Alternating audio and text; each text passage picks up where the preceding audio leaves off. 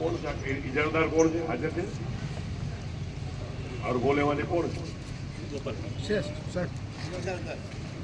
नजीक आओ आज 9 तारीख है बराबर कामनी मुदत 6 मास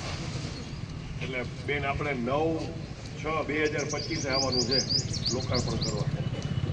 એટલે અમે ટાઈમ લિમિટ આપી આ તો મેક્સિમમ છે એ પહેલાં થઈ જવું જોઈએ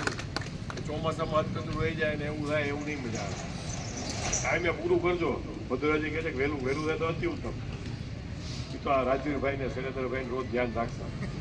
આ વિસ્તારમાં આવશે ને બરોબર કે ભાઈ બરોબર થાય છે કે નહીં બાપુને જોવાનું કામ બરોબર થાય ખાસ જોયું અને બીજી વિનંતી કે પછી આપણે છે ને ચોખ્ખું રાખજો પછી રોડ સારો થાય બે બાજુ ફૂટપાથે લીધી છે ને 1 મીટરના પેવર પકડા છે પછી એ છાપરા નાખવા નથી લીધી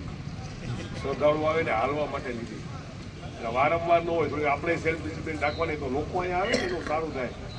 બીજા જે આપણે આ બધા ગ્રાન્ટ તમે માગી છે આ મોક્ષ પીપળામાં વ્યવસ્થિત હોય છે મંદિરમાં અંદર છે ઉપરથી આપણે કીધું છે કે ભાઈ ચોમાસા પહેલાં આપણે ગમે એમ કહીને ભાઈ માધવ રહેતી ચોખ્ખા પાણી મારીને એવું કરાવવાનું એની ઓલરેડી દરખાસ્ત થઈ ગઈ છે મને આશા છે કે ગ્રાન્ટ ટૂંક સમયમાં મળી જશે મળે એટલે આપણે એ કામે કરાવીશું એટલે ખાસ ફરીથી આ બધાને અભિનંદન અને જે કામો થાય છે આ પ્રાચીન તીર્થ છે એની ઘણું જ મહાત્મા છે પણ એને ડેકોરમ જળવાય એમ લોકો બહારથી આવે ને આશા સાથે આવે કે ભાઈ પ્રાચી જાય પ્રાચી શું છે ભગવાન કૃષ્ણ ભગવાન અહીંયા પિતૃતર્પણ કર્યું હતું એમના તમામ જે કુટુંબજનોનું એનું મહત્વ કેવું હોય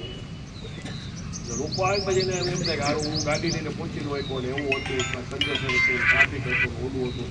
એટલે એવું ન થાય એટલે આપણા હાથમાં છે અમે સરકાર તરફે કરી દઈશું તમારે હાથવાનું તમારે આ તીર્થનું મહત્વ છે ને જળવાઈ રહે ને એવું વર્તનને આપણે કરવાનું રહે એ પ્રમાણે આપણે ડિસિપ્લિન રાખવાની રહે સરકારનું કામ છે તો કરશું જ અમે ક્યાંય પાછા પાણી નહીં કરી પણ તમને હોપીને જાય પછી એને સાચવજો જેથી લોકો અહીંયા આવે ને એને એવો ભાવ ન આવે કે હું ગયો ને પૂછે ફરીથી આપ બધાને ખૂબ ખૂબ અભિનંદન અને આપણે આ કાર્યક્રમ છે હવે આગળ વધારીએ બેનને બોલવાનું છે તો પછી આગળ આપણે કાર્યક્રમ ચાલે ખાતમુહૂર્તમાં છે આભાર